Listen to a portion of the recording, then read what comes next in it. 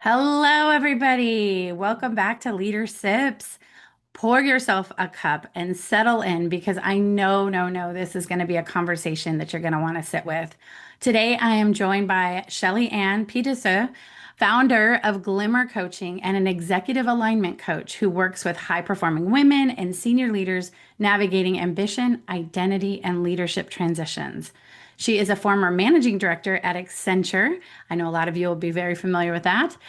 She built her career at the highest levels of global consulting before making a move that wasn't just a career pivot, but a full identity shift. She had to unlearn deeply ingrained beliefs around over responsibility, perfectionism, and tying self worth to performance. Can anyone besides me relate to this? Now she helps leaders wrestle with a powerful question. What happens when the version of success that got you here isn't the version that's going to sustain you going forward? Her work sits at the intersection of ambition and alignment, helping leaders redefine success in a way that's not only human, but that's also commercially sound without losing their drive or impact. This, for sure, is going to be one of those conversations that's going to challenge all of us on how we define success and invite us in to build something better. So I am very excited. Welcome, Shelley-Ann, all the way from Cape Town. How are you this morning? Or this morning, my time, I Hi. guess. I'm very well, thanks, Colin. Thank you so much for having me. I really am looking forward to having a conversation with you today. And hi to everyone who's listening and watching. Awesome. Me too. Thank you. Thank you.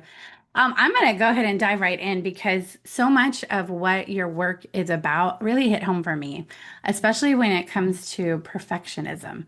I have Mm. worked for many people who have demanded perfectionism. I'll be honest, I grew up in a family that was very critical and it was all about perfection, being perfect. And often it's disguised as high standards in the work environment. Like, no, but we just want to achieve excellence. We're just up here and everyone else is down here. But it really is a perfectionism. So, how can leaders recognize the difference and really understand, like, before that really does start to take a toll on us? So it's an interesting question. I think one of the things that I've learned, firstly, is that everyone's definition of perfect is different. Mm. It sounds strange, but everyone's definition of perfect is different. So I would put together a slide deck having slaved over it for hours and hours, and every single thing in my head is perfect. Someone else will look at it and they will say, change this, add that, because in their heads, it's not perfect. So the first thing that I realized that sort of got me on the path to recovery is there is no one definition of perfect. And therefore, me spending hours and hours and hours getting a font right, because I spent lots of hours getting a font right really didn't matter in the end. So I think that was the first thing. And then the next thing, I started differentiating between high standards versus perfectionism. High standards is around the quality of the work and the quality of the output, whereas perfectionism tends to be about the person. Mm. And when I say that, it's about how someone identifies. Their identity becomes a perfectionist because somehow they feel that that gives them some level of validation, and it's somehow they relate it to the worth of themselves somehow. So that's my differentiator: high standards, quality of the output and the quality of the work, versus perfectionist being about the identity of the individual and around how they see themselves and what they need in the process. Oh my gosh, you hit home so much for me. I've been defining that wrong, I think, my whole life. Because you're so right. I feel like in the work environment, especially when someone's grading your paper, so to speak, or looking over your work, I too have spent hours and hours on a font type or a color or getting it what I thought was just right. And then you're right. It's another person's opinion, really. It's very subjective in a lot of ways, but how much do we also just take that so much to heart? And then it becomes very personal feeling like I'm bad. And instead of I just didn't do something the same way maybe somebody else would have done, and it's more subjective, it does become part of your identity and it wears you over time. I love that definition, that differentiation. That's so important. Oh, Yeah, and it's a game changer, right? I think as soon as I started acknowledging that no matter what I did, I was always going to get some level of inputs from someone else, I started realizing, you know what? Let's actually make this useful, and let's make it a bit of a a change of perspective in that we're working together to get to a better output rather than me striving for not being criticized. Mm. Because I think a big part of that perfectionist mindset is you're striving towards not being criticized and you're striving towards not getting anything that somehow feel makes you feel less than.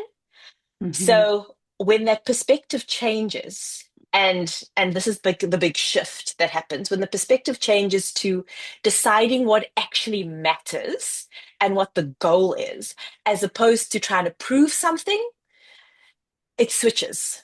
It just flips perspective completely, and it changes how you show up and how you actually deliver something. Oh my gosh, that's so true.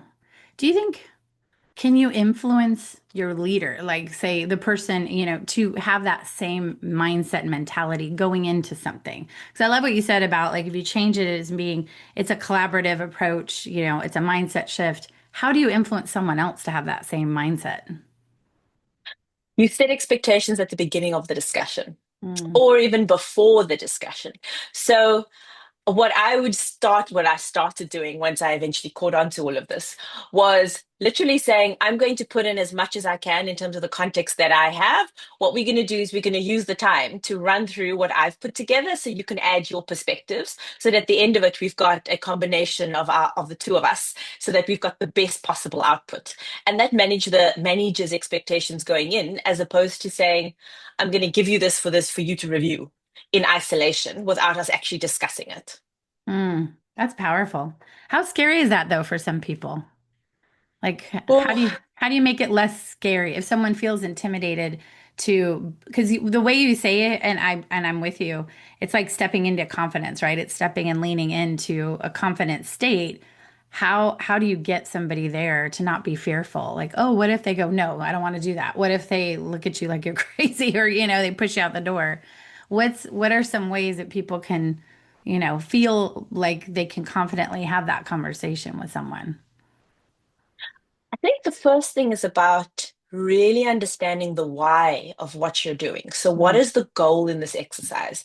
Is the goal of the exercise to actually get to the very best possible output? Or is the goal of the exercise for you to prove something to your boss? Mm, Right? that's And what are powerful. you sacrificing in trying to prove something to your boss? So, if, as in 99.9% of the cases, the actual outcome that you want is the best possible output, then you have a bit of a weighing up scenario of, do I want to spend 20 hours trying to predict what my boss is going to say and not sleeping and then still not getting it right because they're inevitably going to see things differently to me? Do I sacrifice those 20 hours or do I get a little bit uncomfortable and actually just say to my boss, I know that you know a lot about this topic that I don't.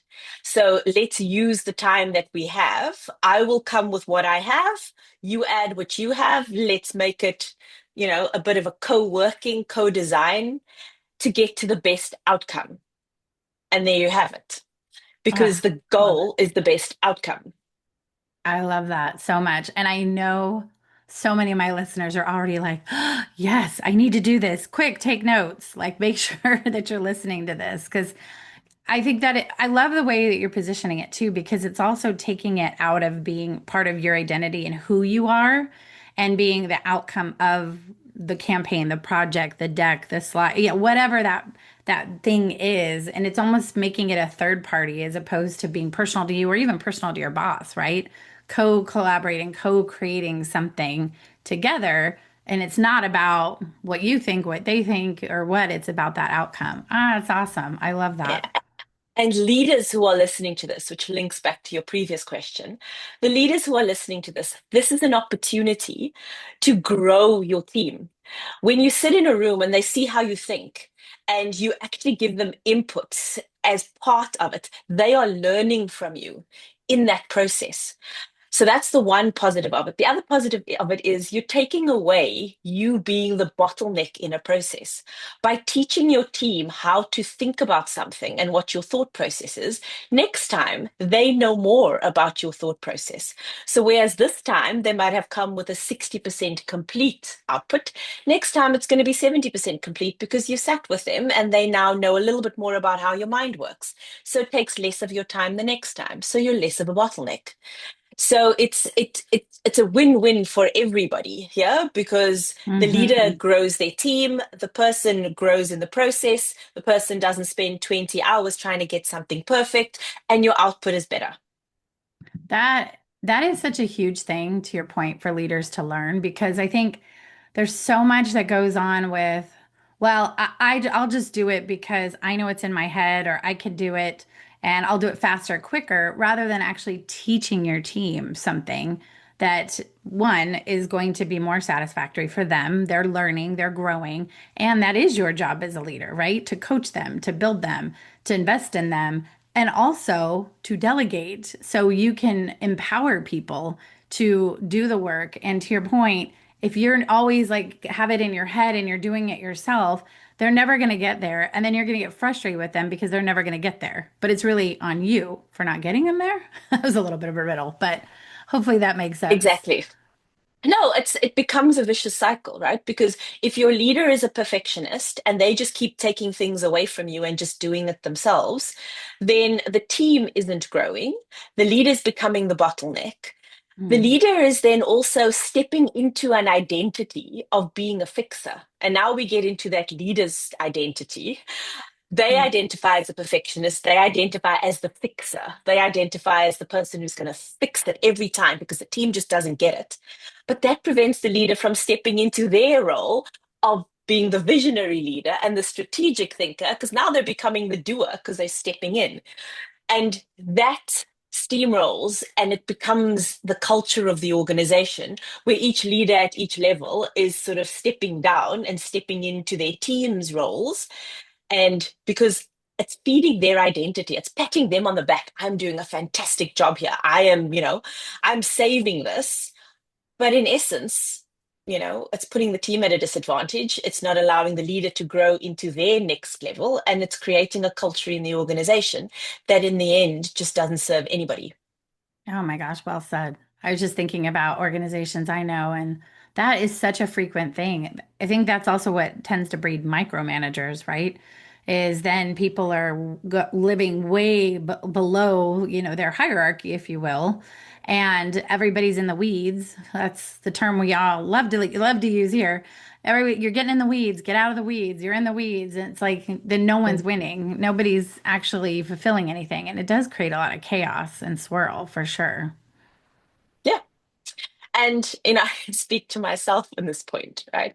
Being the perfectionist, I would get a presentation from someone in the team and and I'm almost embarrassed to admit this. As soon as I get it, if a font is off, if the size of the text is different, if things are not aligned, it's like my brain cannot focus. So I will spend time fixing it. Used to, not now. Used to spend Mm. all the time fixing all of these things. It would take ages before AI would do all of these things. It would take ages to do all of these things. And then in the end, I would say, was this really worth my time? Because the content hasn't changed much. The person looking at it would still understand the content, especially if they're not a person that focuses on the detail. But I've spent hours of my life that I could have been focused on something that was more of a value add.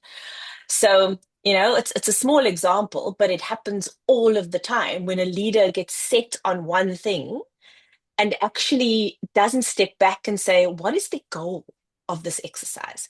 Is the goal for a client to look at a presentation and get a couple of key points? If so, why am I spending 10 hours trying to make everything exactly right with colors and exact this and exact that? Is it worth giving up my time, giving up family time, giving up whatever it is that I'm giving up in that time to do that? No. So, you got to choose your battles and pick what is the most important thing. And this for me is the big shift that would create some form of relief for leaders. It's understanding what is the goal of the exercise and aiming for that goal without trying to get everything around that goal perfect as well. Because Mm. if you do that, you're basically sacrificing your time, your team's time, resources for things that potentially are not that important. Yeah, it's so true. I definitely am guilty of doing that. I think I've hopefully gotten a lot better about doing the same thing you were just saying. I think it's also comes down to preference versus problem. Like, is this really a preference of colors, fonts, size, whatever, look and feel, or is it a problem? Is the content of it wrong? Is there something not positioned in a way that you want the company brand to position it as? But you made me think of something else too, which is interesting, is I wonder too, or I'd love to hear from you, is some of the reason why that happens so much due to like the insecurity of a leader thinking that they have to have their stamp on everything and they have to, if they're not guiding every little bit or taking control or charge of that, that it's a reflection on them? Yeah. And it comes back down to that identity challenge, right? When we identify as a perfectionist and we see and the people around us, their opinions of us are very, very important to us.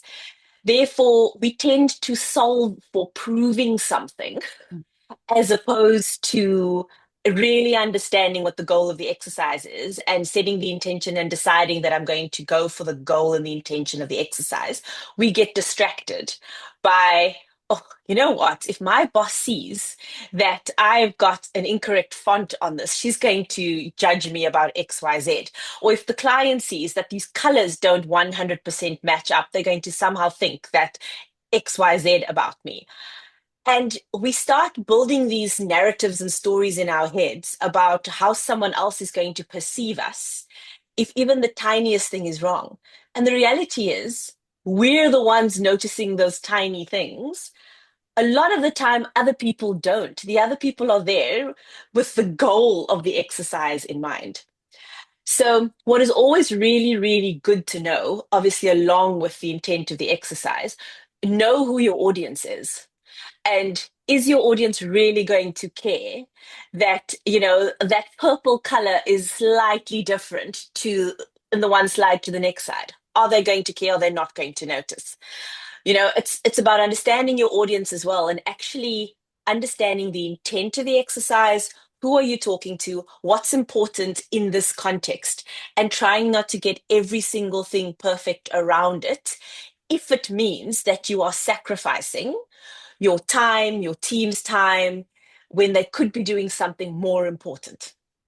Mm, that's amazing. I wish more leaders would hear this and listen to this. So hopefully they will. The people who are definitely be the change, right? And how you're thinking about these things, because it could create such a ripple effect in how we manage all aspects of our jobs. I love that we're using, a deck or a slide or presentation as the example, but this really does filter into everything that we do, every action that we do. I want to shift gears a little bit. Well, related to that, though, I'm so interested to hear more about how did you untrain yourself? Like untrain yourself from the over responsibility, from the perfectionism. Like, was there a behavior or mindset shift that gave you the best relief, I guess, from putting that pressure on yourself? Like, I keep thinking, like, how do you do that? What do I do?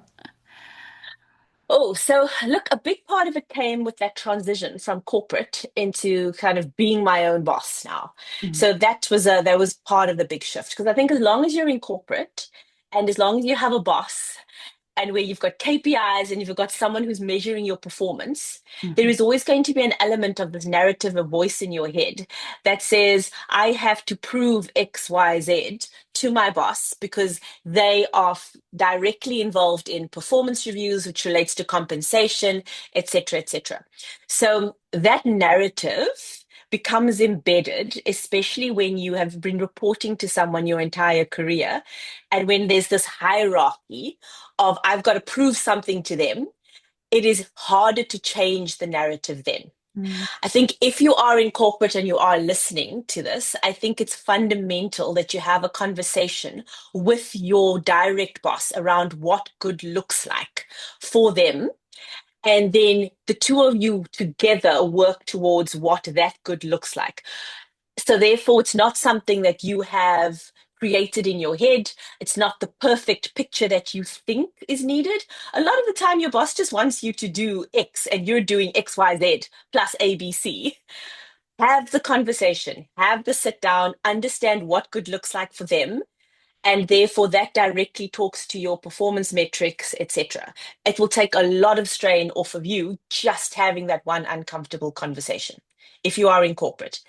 Outside of corporate, the mindset shift for me was, you know what? In corporate, I thought I had to get everything perfect because I cared about what my boss thought. Now, I want to fail as quickly as possible. Mm. So, my shift now is that not getting something right isn't a bad thing. It's data as a lesson learned. And if I had discovered that earlier on in my career, things would have moved so much quicker. As soon as you try something, if it works, fantastic. If it doesn't work, you've learned something in the process. So the next time you get better at it. So my mindset shift was instead of trying to get everything 100% perfect first try, get it to a 60, 70%, put it out there into the world. If it fails, you learn something and then you tweak from there. So you don't try to get 100% the first go. You try to get 50, 60%, you learn, and then you build it slowly. Mm. And that's been the fundamental shift around not getting something right the first time isn't failure. It is just data that we can learn from, and then we do it better the next time round, and we keep iterating. Wow. That's a game changer, truly. A mindset game changer for sure.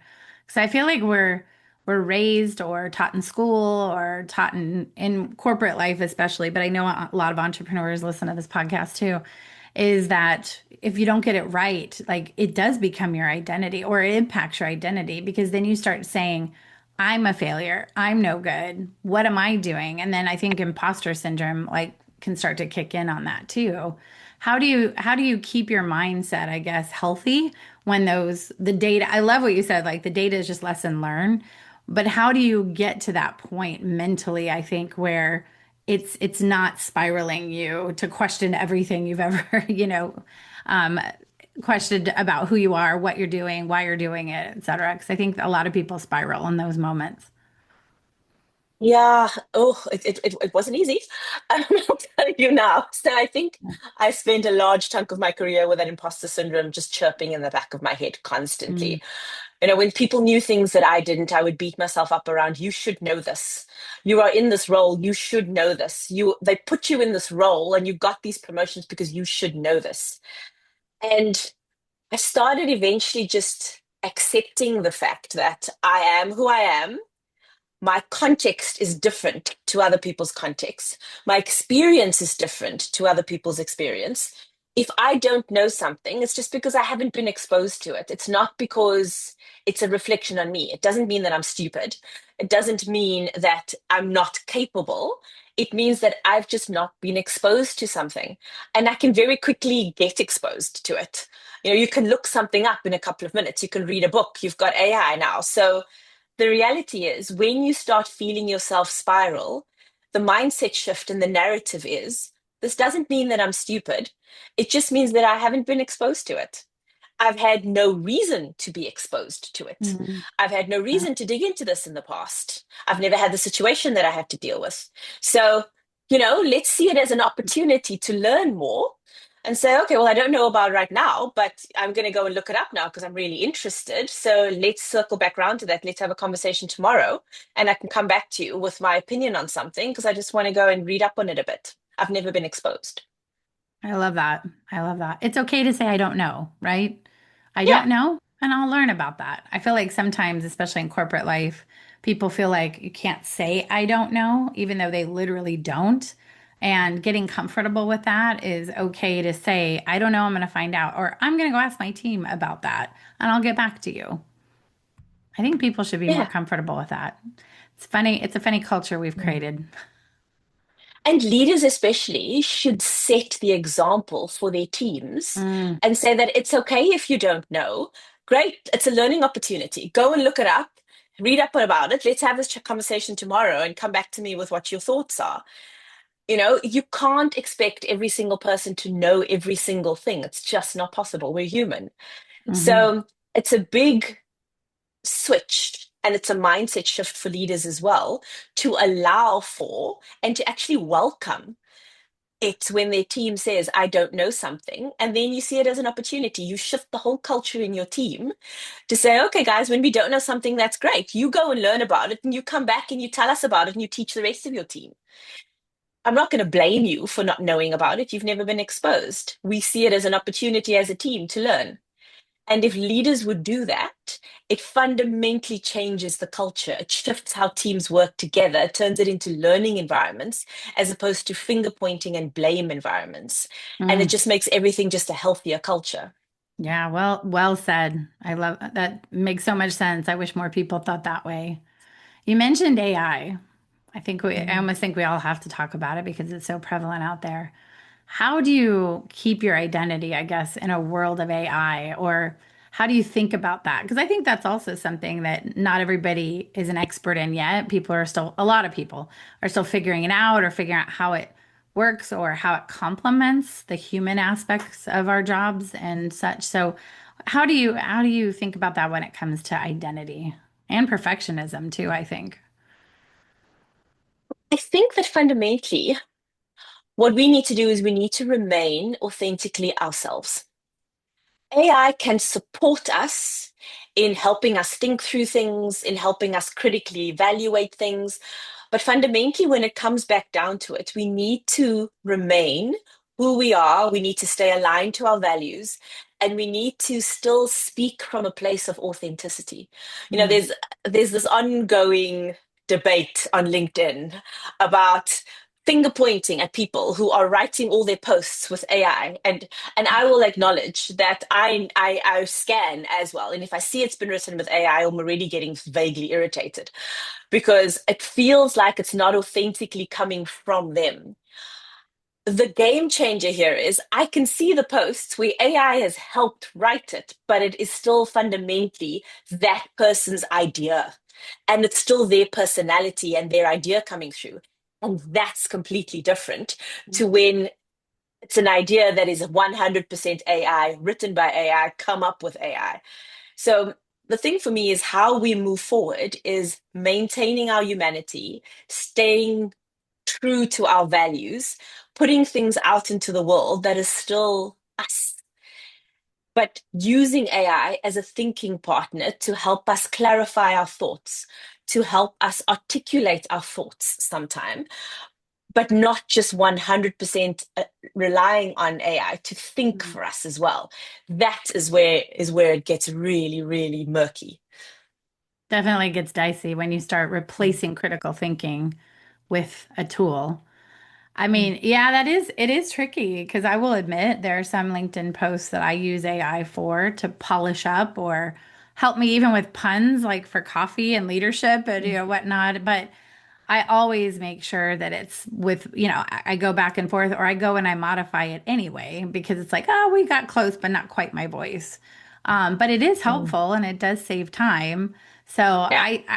I love what you're saying because it's like it's a tool. I think people are just so worried about it fully replacing them. And, I feel like humanity is not good at balance and moderation, right? We tend to swing one way or the other on things. If we can use it as a tool, but keep our humanity, just like you're saying, I think that's a powerful combination. And by the way, AI is not perfect either. I mean, how many times have Oh no. I've used it so many times where I'm like, that's actually not right, or well, that's a typo, or that's not what I asked for, and if anybody's used Microsoft Copilot, it's like it's a terrible tool. It's like it doesn't understand anything. So I know that Yeah. they say that AI is an infant and we're raising it, but I think it's far from that. I think people need to calm down a little bit. But anyway, Mm. well, thank you for that. I just think it's such a hot topic that I'd be remiss in not considering that because I do think that that can also impact our identity is we start thinking that robots or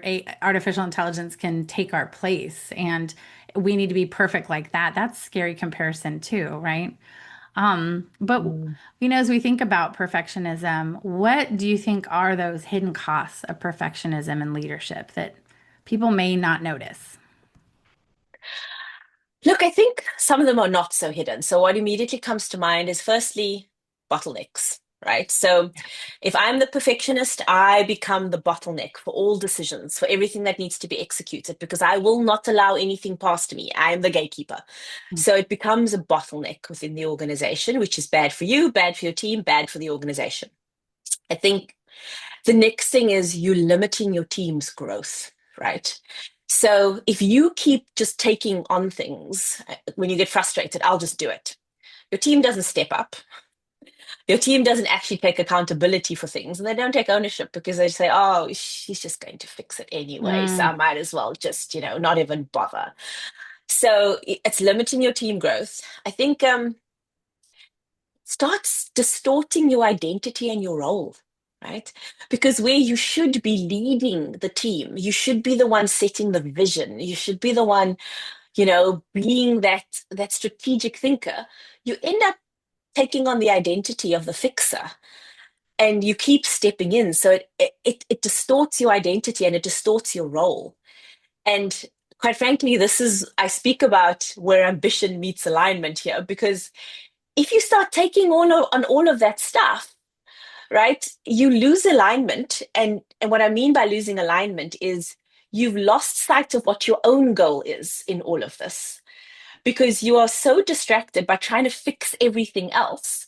What is your goal in all of this? If your goal is to get a promotion, you're not going to get a promotion to the next level if you keep dropping down and fixing your team's work. If you want more work-life balance, you're not going to get that if you keep taking on all of their work and trying to fix it. So it distorts your identity, and it compounds the loss of sight of your own goals, because now you're spending all of your time fixing everything. But what is it that you want out of all of this? Where's your ambition in all of this? Where do you want to go? I'm sure that your goal is not to have 10 perfect presentations. When you're lying on your deathbed, you're going to say, I created 100 perfect presentations in my lifetime. No, right? nobody's Where going to is do your that. goal? Nobody's going to do that. So why are you spending your time doing that? So where is your goal? This perfectionism is actually taking you further and further away from what you want out of your life, because where you spend your time is how you are living your life. Mm. So if you are spending your time on these things, you're fundamentally taking away from what you could be doing in that time. You could be spending time with family. You could be learning things that's going to help you scale to the next level. You could be spending time with your mentors so that and having them inspire you into where you want to go. Why are you spending your time fixing fonts? So for me, that is one of the biggest sort of trade-offs. Once you realize that that time you spent, you cannot get back, then you start getting really, really clear about your intentions and the goal of where you spend your time. And then, I suppose, lastly, not even lastly, your behavior is shaping organizational culture. So if you're doing it, the people who grew up underneath you are going to do it. The people who grow up underneath them are going to do it. And we pass on these habits to our teams because they think that's what good leadership looks like. And then when you look back, it's shaped the entire organization culture. And it's very hard to come back from that without, replacing and fundamentally just, reorganizing everyone. Wow, that was like a mic drop moment, Shelley-Ann. It's like I don't even know what to say after that. And selfishly, I feel like I'm being coached, which I love because I needed to hear all of this too. Because I think what I've done, just to be vulnerable to for a minute, is I've definitely built my career not without intention, but more of I'm a fixer. And I feel like I'm known to some of my leadership as, oh, give that to Carlin, she'll fix it. Oh, put her over on this team, she'll fix it. Oh, these guys, peers, they can't figure things out. Well, can you go fix that? And what has it gotten me? I'm the fixer, but then to your point, it's like my own goals, my own growth, my own trajectory gets completely lost in that. And then I just get branded, I think, as that workhorse that just will do it and make it happen. And it's not helping me. And I'm not by nature, and I'm not trying to toot my own horn or anything. I'm not by nature a selfish person. It's why leadership is so important to me. I believe in serving others. I believe in developing others. I tend to develop my team from the back a bit and, want to put them forward so they're in the spotlight and they're seen as, being able to learn and grow in the spotlight. And I think sometimes maybe I get in the shadows a little too much at times because I'm terrible at self promotion. But I've also lately I've started to push back on that a bit more to go, well, hold on, this is sucking my life and night and weekends away. I'm being held to a standard that others aren't. And I'm going to fix people who don't report to me. Like, no, no, I'm not doing this anymore. I got other things to do. I've Yeah. got a life to live. So anyway, I'm just vulnerably just sharing that like this speaks a lot to me of where I've lost my identity and being wrapped up in like a persona that's helpful. And it's like, oh, look, I'm helping, but I'm not really helping at the end of the day. I hope that makes sense. I feel like I'm speaking to myself a couple of years ago. So I to tell my story. My boss used to refer to me as her fuff. If up fixer, Oh right? my I won't gosh. swear on the podcast. If up fixer, right? I love So it. so it's basically something goes wrong, send her in, right? Yep. And Yep. I loved it for a while. I loved it because Nice. it's patting me on the back. I'm doing a fantastic job, right? Boss loves what I'm doing. I'm diving in there, I'm getting stuff done. And then this is the interesting part. That works for us at the beginning of our careers, maybe because we're building credibility. We are learning things. We are, getting settled into roles. At some point in our career, there's a switch where we have now taken on the identity of the fixer. But for us to grow in our careers, we have to stop being the fixer and we have to start being the leader. And that's when that transition's got to happen. So if we stay in that fixer identity, we drown because our teams have gotten bigger. The workload's gotten more because we've progressed up the organization. And unless we can actually set up the systems around us now to allow for us to step into a bigger role, unless we can delegate, unless we can put in boundaries, unless we can be very, very clear on our goals and how we spend our time, we just get sucked into 20 hours of work, no sleep, trying to do all of the team's work.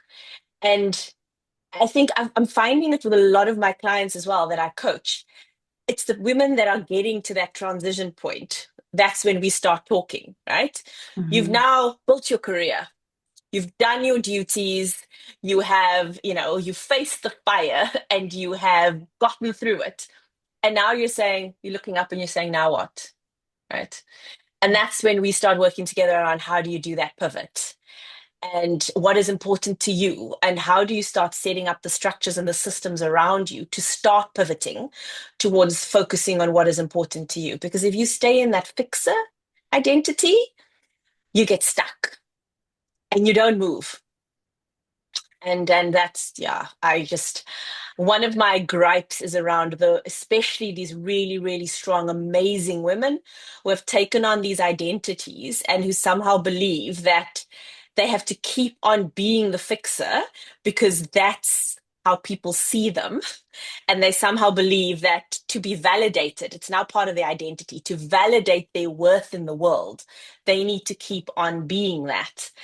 And it's such a fundamental shift to realize that you don't have to be that to validate your worth, right? You've got the battle scars, you've got the experience. You can sit in executive leadership roles, spending half the time as if you just get your systems right, if you delegate properly, if you get the right team around you. It's totally possible. But you've got to switch your mindset first and start setting things up around you to be able to do that. Wow, thank you so much for saying all that. Thank you. Because you're speaking to my heart and where I'm at. And I bet a lot of other people listening are at too. So thank you. Um, Gives me hope. And speaking of hope, so I would love to hear more about Glimmer Coaching. Mm. and just your business and how you got into it and a little bit more about that. And I did take the Glimmer snapshot, which was free to do, by the way, which I think is good. And my results did show that my energy is running low and I probably have been giving a lot, which is true, and taking more out of you that's given back. So this all kind of flows together in this conversation where I'm like, this is all making so much sense to me. But I digress. Mm. But would love to hear more about Glimmer Coaching and about your business, how you're helping women, because you're already helping me and just this time together, which is amazing. Oh, you know what? And I live for that. I get energy from that, just from seeing sort of the light switch on, especially in speaking to strong, capable women who are feeling a bit stuck. So how Glimmer came about, I actually retired in 2023. I said, I'm done with this corporate nonsense. I'm exhausted, I'm burnt out. And then I took a year off and then I started thinking, oh, you know what? I need to give back somehow. But the context is while I was still in corporate, I started doing coaching courses, etc. And I realized that I really loved it. I really enjoy the one-on-one, etc. And I started shaping what it is that I wanted to do and how I wanted to do it. And I realized I want to help women who are like me, who are in corporate, who have reached this point where they want to pivot, but they're struggling and they're feeling stuck. And um, and I started doing all the certifications that would have helped me had I known it at the time. So I've done stress management certifications. I've done time management, productivity certifications. I've looked at ikigai, so purpose. I've looked at mindset coaching, etc. So I've put all of that together into the framework. And I didn't start Glimmer for like a year or something because I said I needed to come up with the exact right name. And I then saw that meme, which I don't know if you've seen, which is around the definition of a glimmer, which is basically the opposite of a trigger. So it's those little I have seen moments, that. It's cool. right? Yeah. And I said, I love that. And then looking at the definition of it, also just the little light at the end of the tunnel, that little glimmer. And I was like, that's it. It's about people finding just that little spark that you can hook onto, which can then grow. And it helps you with that transformation. And then I built the whole Glimmer framework around it. So, you've got goals, limitations, motivation, mindset. All of these things are now part of the framework. And it came together so beautifully with all of the different coaching components that I looked at and came together in this framework. So that's really what Glimmer is all about. It's about looking at all these different components that would have helped me when I was in that situation, and I now use each of the components to help the women that I work with because the women are all in different places. Some are Mm. struggling with not being clear on their goals, and that's why it's so hard for them. Some are struggling just with a mindset shift. So then we work on mindset. There are different places that a person can get stuck, and this sort of covers the different places that I had been stuck in through my career. I Very love long them. answer to a short question. No, it's beautiful. I love it. And I love that you customize because you're right. Everybody's different. Everyone has a different need, even if they're in a similar place, right, of being stuck or wanting to pivot or wanting to do something different. How was that Mm. transition from corporate life to the entrepreneurial space? Like what kinds of things did you have to let go of and what kinds of things did you have to embrace in order to do it? Because it's scary, right, Oh, for a lot of yeah. people. Oh gosh. So I think for me, it probably took me about that year just for the body pain to go away from the cortisol buildup of all of the years, right? Yeah, we seem to So I live on think, that, don't we, in corporate life? yeah. So I first needed to get over the twitchiness because when you've been going at that pace for so long, coming down is a physical shock, right? Mm, So having to just get used to the slower pace, to being able to say it's okay that you don't have back-to-back meetings today.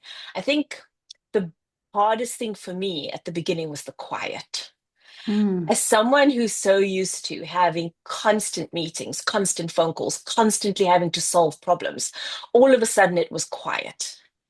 And so my nervous system didn't know what to do with that.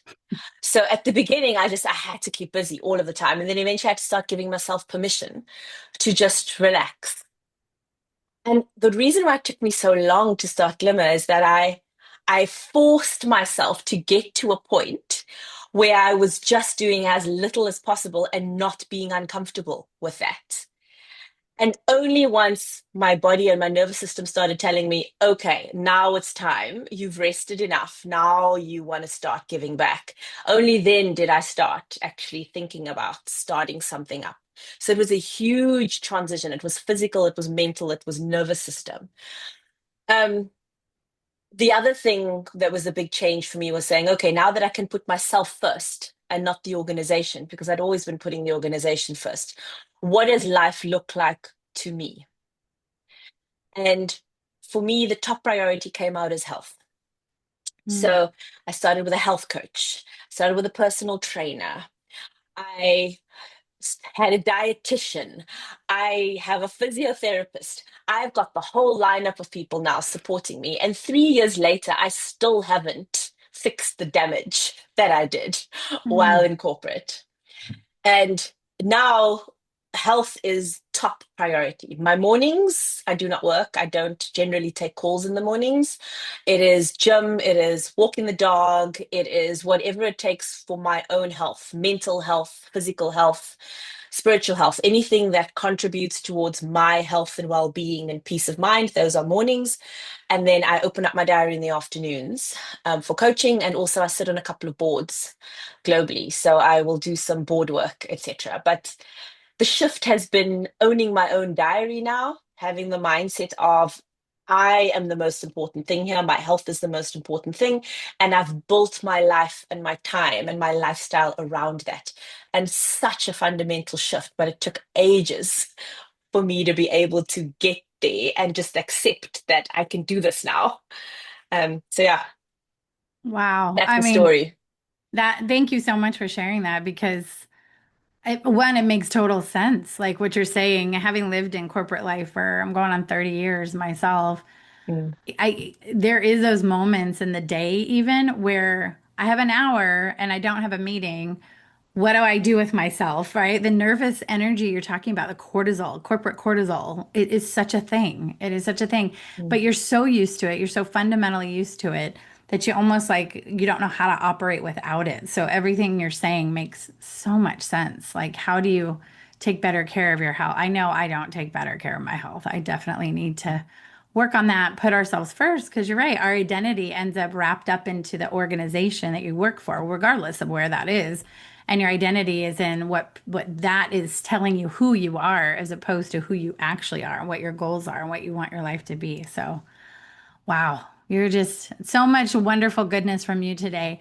If people want to work with you, how should they contact you? the easiest way is tracking me down on LinkedIn. I also post there. I blog once a week, and it's all related to these topics. So, easiest way, reach out to me on LinkedIn. On my LinkedIn profile, there's also a little button that you can click, which takes you to the website. On the website, you've got a couple of options. You can either just do the Glimmer snapshot like you did. It's completely free. It gives you a little bit of an assessment. Or you can even just directly set up a call with me. It's free, the first get to know you call. We can have a little chat and see how I can help. So, yeah, either through LinkedIn or through the glimmercoaching.com website. That's awesome, Shelley-Ann. Well, I've really, really enjoyed our conversation today, and you've given me so many things to think about. And I know for our listeners, so many things are hitting home.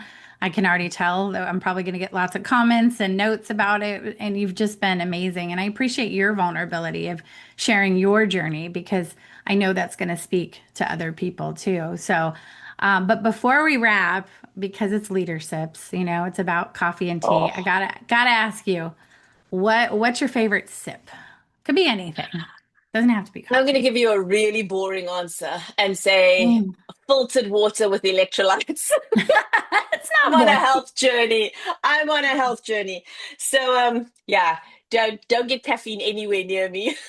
Um, No, that's I'm like, yeah, no, that no is caffeine. no caffeine. That's So filtered impressive. water. Filtered That, water with electrolytes. As I'm sitting here, I have my water bottle with my times of the day against it because I need to get through my 2 liters a day. wow. Well, Mm. I'm very impressed with you. That no caffeine. I don't know how I do it. Maybe it's because I'm still in corporate life. I have to have the coffee. I don't know. So good for you. No, we all need to drink more water and appreciate your sipping. Well, thank you so much again and joining all the way from Cape Town. So appreciate what a world that we can have these conversations like this, Mm. halfway around the world. And I really do hope that this is just the beginning of more conversations together. So really, really appreciate you. Um, any final thoughts? I don't like before we leave. Um, I really just want to encourage everyone who's listening around just taking a beat of self-awareness when you're in these situations. And before you say yes to something, ask yourself why you're saying yes. Are you saying yes because it's familiar? Are you saying yes because this genuinely contributes to an outcome or to a goal that is yours and not someone else's? That is the one thing that I would just encourage as a starting point for all of the listeners. Because so many of us just go into automatic mode and we agree to do things. And then we look back and say, why did I do that? I don't have time for that. That's not where I want to go with this. So just a pause, take a breath, and say no if you have to. Awesome. Awesome advice. I'm going to do more of that and try more of that. Thank you again, Shelley-Ann. It was such a pleasure chatting with you. Thanks, Colin. It's been lovely to be here, lovely to chat. And yeah, I hope to be in touch with some of your fantastic listeners. Absolutely.